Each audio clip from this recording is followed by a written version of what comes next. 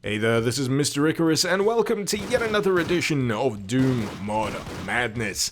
This time round, we are checking out Complex Doom, a mod that complicates matters ever so slightly. It's a randomizer mod, which means that enemies will be a little different with each new run you attempt, as well as the weapon drops that you will receive.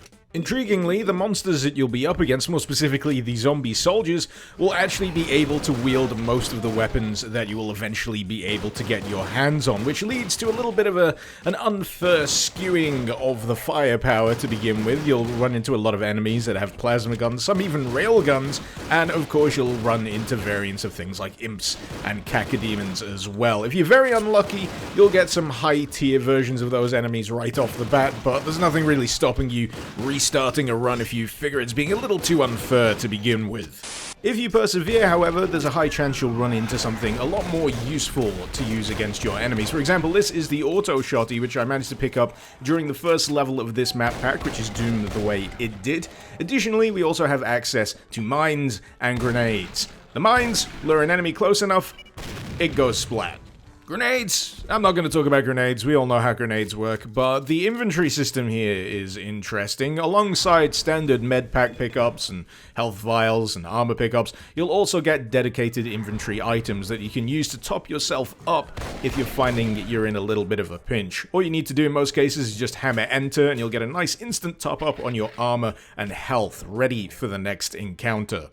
You might be wondering where you'd acquire additional supplies for your inventory, but that's where you'll find in quite plentiful supply. Most enemies drop something, at the very least, and zombie soldiers I've found seem to be quite plentiful when it comes to whatever ammunition they're carrying, and additional inventory supply items as well. Even demons can be useful here. You'll kill them, and occasionally a little sphere will pop out of their bodies that will grant you a 2-point boost in either health or armor, and you just get the feeling that Complex Doom feels like it's shifting the odds very much in your favor, and I suppose that balances out the potential of you running into something very big and very nasty in your very first level. So, let's take a little closer look at the weapon roster here, shall we? We've already dealt with the combat shotgun, the auto shotty, but not the super shotgun, which allows you to actually fire both barrels individually. Naturally, you can still fire it as a regular old super shotgun, and the sound is deafeningly loud, but that kind of pales in comparison next to this thing. This is the quad shotgun. This also lets you fire 2 shots rather than the whole hog, which I think equates to firing a super shotgun twice in a row, but the full quad barrel blast is still something that will rattle your eardrums ever so slightly. Chain gun is present and accounted for, which is always nice to see. Nothing like a little bit of dagger, but if I'm not mistaken, this weapon model's maybe borrowed from Brutal Doom. In fact, a few of the weapon models in here seem to be borrowed from either Brutal Doom or maybe Project Brutality, rocket launcher included. The grenade launcher, you don't really want to be using that against airborne enemies. It's not very effective. The grenades don't fly very high, but against ground-based, really does turn them into mush, so very, very effective in that particular situation. But after the grenade launcher, we have the plasma gun. Again, very familiar if you've played anything like Brutal Doom or Project Brutality, so no real surprises there. But where it does get interesting is with this weapon right here. Couldn't tell you the name of it off the top of my head. All I know is that it makes things die pretty damn quick.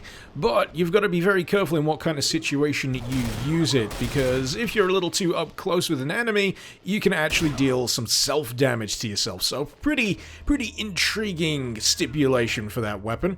But this one right here is a railgun. This is a weapon that I always look forward to using whenever I know it's present. For me, personally, the gold standard railgun is the railgun in Quake 2, but this one's pretty nice in its own right as well. The only trouble I'm having at the moment is actually finding something to test it on, hopefully through here. Aha! There we go. But as you can see, it's still got that trademark railgun projectile spiral, it's got the same noise as well, and it makes multiple things in a row go splat, so plus marks all around for that one. Well, apart from the look. But anyway, let's have a look at some BFGs. Yep, that's a BFG. Definitely doing the BFG thing. Definitely making things go boom with a big green orb. This is the second variant of 3 believe it or not, that are here in Complex Doom. This one operates on a similar way to that odd-looking plasma gun I had earlier. You don't want to be stood too close when you let this thing off, because it will inflict a little bit of self-damage on you. But the third variant, it's like a great smushing together of both of those previous ones, but the projectile acts a lot like the BFG round out of Doom 2016, injuring enemies as it passes by as well as when it detonates. Also, MP40. For shits and giggles, I guess. So I suppose the real question here is, do all of these elements come together in a satisfying and entertaining manner? Well, the answer to that is, it's complicated. So I guess on at least that level it succeeds. I think my problem with randomizer mods in general is that you have no real control over most of the things that you're going to experience during an average run. You could get a really fun run that drops a lot of really interesting weapons and high-power stuff relatively early, but then you've got the problem where things are suddenly very, very easy to deal with. Then you've got the flip side of that. You've got runs where enemies absolutely outright refuse to drop anything good, and you end up going on a slog through hell. So I guess in any regard, it's very difficult for a randomizer mod to hit that sweet spot, to strike that nice balance, and I do feel like Complex Doom at least attempts that, especially with its inventory supply system, and I've got to say it does some things right. What it doesn't really inspire me with is the weapon variety. In all honesty, I wasn't really all that enamored with it. The only weapon that I really enjoyed using all the goddamn time was, of course, the quad shotgun.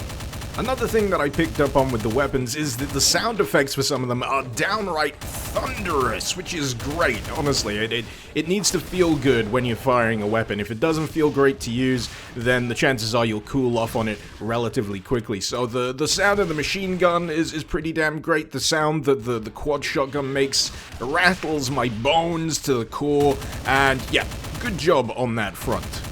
In terms of the monsters that you'll be dealing with here in Complex Doom, I actually feel like it's pretty restrained, all things considered. There's not a massive amount of varieties that this mod is going to ask you to deal with, and when it comes to where those varieties are placed, there's no massive surprises. Where there's normally an imp, you will get a few varieties of imp. That's not going to suddenly change into a cacodemon out of the blue in one random run. As I implied earlier, some weapon drops are in fact tied to certain monster varieties, and that's a pretty interesting aspect of Complex Doom that I actually quite enjoyed, even if it is a little bit of a double-edged sword, because you can't always guarantee that that variety is indeed going to turn up, and even then, you can't always guarantee that defeating that variety is going to drop the weapon that you want.